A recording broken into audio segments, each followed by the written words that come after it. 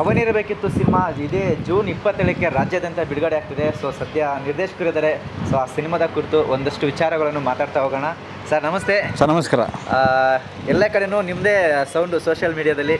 ಹೌದು ಸರ್. ಅಂದೇ ಕಾಲದಲ್ಲೇ ಸಾಂಗ್ ಮುಖಾಂತರ ಎಲ್ಲರೂ ರೀಚ್ ಆಗಿದ್ದೀರಿ. ಹೌದು ಸರ್. ಖುಷಿ ಕೊಡುತ್ತೆ ಸರ್ ನಿಮಗೆ? ತುಂಬ ಖುಷಿ ಕೊಡುತ್ತೆ ಸರ್. ತುಂಬ ಖುಷಿ ಅಂದರೆ ನಾವು ಕೊಟ್ಟರು ಅಂದರೆ ಈಗ ಈ ಸಾಂಗು ಏನು ಮಾಡಿದ್ದೀವಿ ನಾವು, ಅದರದ್ದು ಹಿಂದೆ ನಾವು ಪಟ್ಟಿರೋ ಕಷ್ಟ ಎಫರ್ಟು ಅದು ತುಂಬ ಎಫರ್ಟ್ ಮಾಡಿದ್ದೀವಿ. ಸೊ ಆ ಸಾಂಗು ಇಷ್ಟು ಜನಕ್ಕೆ ರೀಚ್ ಆಗಿದೆ ಅಂತಂದರೆ ಸೊ ಅದು ನಾವು ಮಾಡಿರೋ ಎಫರ್ಟು, ಸೊ ಆ ಲಿರಿಕ್ಸು, ಆ music director, singer Vijay Prakash sir ಎಲ್ಲ ಸೇರಿಕೊಂಡು, ಆರ್ಟಿಸ್ಟು ಎಲ್ಲ ಸೇರಿಕೊಂಡು ಮೇಳೈಸ್ಕೊಂಡು ಆ ಸಾಂಗ್ ಹಂಗೆ ಬಂದಿದೆ ಸರ್. ಸೊ ಆ ಸಾಂಗು ಹುಟ್ಟಬೇಕಾದ್ರೆ ಅಂದರೆ ಫೈನಲ್ ಆದಾಗ ಸೊ ನೀವೆಲ್ಲ ಕೇಳಿರ್ತೀವಿ ಒಂದು ತಂಡ. ಸೊ ಇದು ಈ ಮಟ್ಟಕ್ಕೆ ರೀಚ್ ಆಗುತ್ತೆ ಅಂತ ಅನ್ಕೊಂಡಿದ್ರ ಅಂತ? ಇಷ್ಟು ಮಟ್ಟಕ್ಕೆ ಅಂದ್ಕೊಂಡಿರಲಿಲ್ಲ, ಯಾಕಂದ್ರೆ ಹೊಸಬರಾಗಿರೋದ್ರಿಂದ ನಾವೆಲ್ಲರೂ ನಮಗೆ ಕಷ್ಟ ಆಗುತ್ತೆ ಅಂತ ಅನಿಸಿತ್ತು. ಈಗ ಇಷ್ಟು ಮಟ್ಟಕ್ಕೆ ರೀಚ್ ಆಗಿರೋದು ತುಂಬ ಖುಷಿ ಆಗ್ತದೆ. ಸೊ ಸಿನಿಮಾದ ಟ್ರೈಲರ್ ಕೂಡ ಅಷ್ಟೇ ಸರ್. ಸಿನಿಮಾದ ಟ್ರೈಲರ್ ನೋಡಿದ್ರೆ ತುಂಬ ಕ್ಯೂರಿಯಾಸಿಟಿ ಬಿಲ್ಡ್ ಮಾಡುತ್ತೆ. ಸೊ ಸ್ಟಾರ್ಟಿಂಗ್ಗೆ ಒಂದು ಡೈಲಾಗ್ ಬರುತ್ತೆ, ಕ್ಲೋಸ್ ಆಗಿರೋ ಅಕೌಂಟಲ್ಲಿ ಹೇಗೆ ಅದೆಲ್ಲ ಏನೋ ಟ್ರಾನ್ಸಾಕ್ಷನ್ ಆಗಕ್ಕೆ ಸಾಧ್ಯ ಅಂತ ಹೇಳಿ. ಹೌದು. ಸೊ ಏನಂದ್ರೆ ಏನಾದರೂ ಬ್ಯಾಂಕಿನ ಒಂದು ಸುತ್ತ ಅದು ಪಾರ್ಟ್ ಆಗಿರುತ್ತೆ ಅಷ್ಟೇ. But actually part identity theft ಅನ್ನೋದೊಂದಿರುತ್ತೆ. ಸೊ ಈ ಇಡೀ ಸಿನಿಮಾ ಏನಾಗಿರುತ್ತೆ ಅಂದರೆ ನಿಮಗೆ ಸೀಟ್ ಎಡ್ಜಲ್ಲಿ ಕೂರಿಸುತ್ತೆ. ಸೊ ಮಧ್ಯದಲ್ಲಿ ನಿಮಗೆ ಎಂಟರ್ಟೈನ್ಮೆಂಟು ಸಿಗ್ತಾ ಇರುತ್ತೆ, ಟ್ವಿಸ್ಟ್ ಸಿಗುತ್ತೆ. ಸೊ ಇದು suspense, completely suspense thriller. So suspense ನಿಮಗೆ ಓವರಾಲ್ ಸಿನಿಮಾದಲ್ಲಿ ಸಿಗುತ್ತೆ, ಟ್ವಿಸ್ಟ್ಗಳು ಸಿಗ್ತಾ ಇರುತ್ತೆ, ಹಿಂಗಾಗೋಯ್ತು ಏನು ಹಿಂಗಾಗೋಯ್ತು ಅಂತ ಅಂದ್ಬಿಟ್ಟು. ಸೊ ಇದು ಸೆಮಿ ಥ್ರಿಲ್ಲರ್ ಸಿನಿಮಾ ಕೂಡ ಆಗಿರುತ್ತೆ. ಸೊ ನಿಮಗೆ ಟಿಲ್ ಎಂಡ್ ತನಕ ನೋಡ್ಸ್ಕೊಂಡು ಹೋಗುತ್ತೆ ಸಿನಿಮಾ, ಆರಾಮಾಗಿ ಕೂತ್ಕೊಂಡು ನೋಡ್ಬೋದು ಸಿನಿಮಾ. ಸೊ ಎಲ್ಲ ಫ್ಯಾಮಿಲಿ ಮೆಂಬರ್ಸ್ಗಳು ಪ್ರತಿಯೊಬ್ಬರು ಕೂತ್ಕೊಂಡು ನೋಡುವಂಥ ಸಿನಿಮಾ. ಸರ್ ಈ ಕತೆ ಮಾಡಬೇಕಾದ್ರೆ ಯಾಕಂದರೆ ಈ ಥರದ್ದು ಕತೆಗಳು ಬರ್ತಾನೆ ಇರುತ್ತೆ, ಅದು ಸುಮಾರು ಹಿಂದೆ ಬಂದು ಹೋಗಿದೆ. ಸೊ ನೀವು ಯಾವ ರೀತಿ ಜನಗಳು ರೀಚ್ ಆಗ್ತದೆ ಅಂದ್ಕೊಂಡಿದ್ದೀರಿ ಅಂತ ಈ ಕಥೆನ? ಅಂದರೆ ಈಗ ಪ್ರತಿಯೊಂದು ಸಿನಿಮಾಗಳು ಕೂಡ ಒಂದು ವಿಶೇಷತೆ, ಏನೋ ಒಂದು ವಿಶೇಷತೆ ಇದ್ದಿರುತ್ತೆ. ಸೊ ಆ ವಿಶೇಷತೆ ಈ ಸಿನಿಮಾದಲ್ಲಿ ನಾವು ಏನು ಸ್ಟೋರಿ ಬಿಲ್ಡ್ ಮಾಡುವಾಗ, ಸ್ಕ್ರೀನ್ ಪ್ಲೇ ಮಾಡುವಾಗಲೇ ನಾವು ಮಾಡಿಟ್ಕೊಂಡಿದ್ವಿ. ಸೊ ಅದು ತೆರೆ ಮೇಲೆ ಬಂದಾಗ ಅದು ಶೂರ್ಲಿ ನಿಮಗೆ ಆಡಿಯನ್ಸಿಗೆ ಅದನ್ನು ಶೂರಾಗಿ ಡೆಫಿನೆಟ್ಲಾಗಿ ಅದು ಮುಟ್ಟುತ್ತೆ ಅನ್ನೋದು ಅನಿಸಿಕೆ ನಂದಿರುತ್ತೆ. Yes sir. ಸಾಮಾನ್ಯವಾಗಿ ಈಗ ಒಂದು ಕತೆ ಸಾಕಷ್ಟು ಮಾಡಿರ್ತಾರೆ ಡೈರೆಕ್ಟ್ರುಗಳು, ಆ ಕಥೆಯನ್ನು ತೊಗೊಂಡೋಗಿ ನಿರ್ಮಾಪಕರ ಹತ್ರ ಒಪ್ಸೋದಿರುತ್ತಲ್ಲ, ಅದು ಇನ್ನೊಂದು ಕಷ್ಟದ ಕೆಲಸ ಆಗಿರುತ್ತೆ ಸರ್. ಸೊ ಅದು ಹೇಗಿತ್ತು ಡೈರೆಕ್ಟರ್ ಪ್ರೊಡ್ಯೂಸರ್ ಯಾವ ರೀತಿ ಅದನ್ನು ಓಕೆ ಮಾಡಿದಂತ ನಿಮ್ಮ ಕಥೆನ? ಸೊ ನನಗೆ ಸ್ವಲ್ಪ ಇದನ್ನು ಮಾಡುವಾಗ ಪ್ರೊಡ್ಯೂಸರ್ನ ಅಪ್ರೋಚು ನನಗೆ ಸ್ವಲ್ಪ ಈಸಿ ಆಯಿತು, ಯಾಕೆಂದರೆ ಅವ್ರು ನನ್ನ ಫ್ರೆಂಡ್ ಆಗಿದ್ದರು. ಸೊ ನನ್ನ ಫ್ರೆಂಡ್ ಆಗಿದ್ದರು, ನಾವಿಬ್ಬರು ಸೇರ್ಕೊಂಡು ಮುಂಚೆ ಒಂದು ಶಾರ್ಟ್ ಫಿಲ್ಮ್ ಮಾಡಿದ್ವಿ. ಸೊ ಅವರೇ ಪ್ರೊಡ್ಯೂಸ್ ಮಾಡ್ತಿದ್ರು. ಸೊ ಆ ಬೇಸಿಸ್ ಮೇಲೇ ನೀವು ಚೆನ್ನಾಗಿ ಮಾಡ್ತೀಯಾ, ಅದು ಕೂಡ ಟಿಲ್ ಎಂಡ್ ತನಕ ಸಸ್ಪೆನ್ಸಾಗೇ ಇತ್ತು ಶಾರ್ಟ್ ಫಿಲಮು. ಅಂದರೆ ಕ್ಲೈಮ್ಯಾಕ್ಸ್ ಬರೋ ತನಕ ಏನು ಅಂತಲೇ ಗೊತ್ತಾಗ್ತಿರ್ಲಿಲ್ಲ ಜನಕ್ಕೆ. ಸೊ ಅಷ್ಟು ಚೆನ್ನಾಗಿ ರೀಚು ಕೂಡ ಆಗಿತ್ತು ಆ ಕಾಲದಲ್ಲಿ ಅದು. ಸೊ ಆ ಬೇಸಿಸ್ ಮೇಲೇ ಪ್ರೊಡ್ಯೂಸರು ನಾನು ಸಿನಿಮಾ ಮಾಡ್ತಿದ್ದೀನಿ, ಈ ಥರದೊಂದು ಇರುತ್ತೆ ಅಂತ.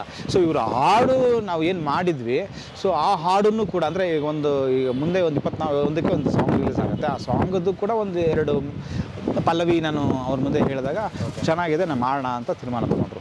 ಸೊ ಸಿನಿಮಾದ ಶೀರ್ಷಿಕೆ ಕೂಡ ತುಂಬ ಚೆನ್ನಾಗಿದೆ, ಅವನಿರಬೇಕಿತ್ತು ಅಂತೇಳಿ. ಯಾರಿರಬೇಕಿತ್ತು ಅಂತ ಈ ಟೈಟ್ಲ್ ಯಾಕೆ ಫೈನಲ್ ಮಾಡಿದ್ರಿ ಅಂತ?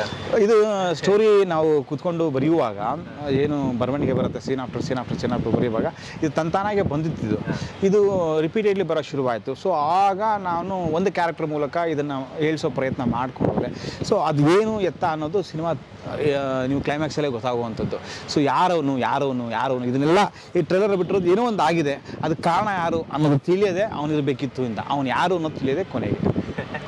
ಹೇಗಿದೆ ಸರ್ ಈಗ ಸ್ನೇಹಿತರ ಬಳಗದಲ್ಲಾಗಲಿ ಈ ಟೈಟಲ್ ಕೇಳಿದಾಗ ನಿಮಗೆ ಕೆಲವೊಂದಷ್ಟು ರಿಯಾಕ್ಷನ್ಸ್ ಬಂದಿರುತ್ತೆ, ಸೊ ಹೇಗಿತ್ತು ಅಂತ? ಅದು ಬಿಗಿನಿಂಗ್ಗೆ ತುಂಬ ಜನಕ್ಕೆ ಇಷ್ಟನೂ ಆಗಿತ್ತು. ಸೊ ನಾವು ಶೂಟ್ ಮಾಡೋದು ಕೂಡ ನಮ್ಮ ಟೀಮ್ಗಳು ಯಾರು ಯೂನಿಟ್ ಹುಡುಗರು ಯಾರಿದ್ರು, ಸೊ ಕ್ಯಾಮರಾ ಡಿಪಾರ್ಟ್ಮೆಂಟ್ ಅವ್ರು ಯಾರಿದ್ರು, ಇವರೆಲ್ಲರೂ ಸೇರಿನೇ.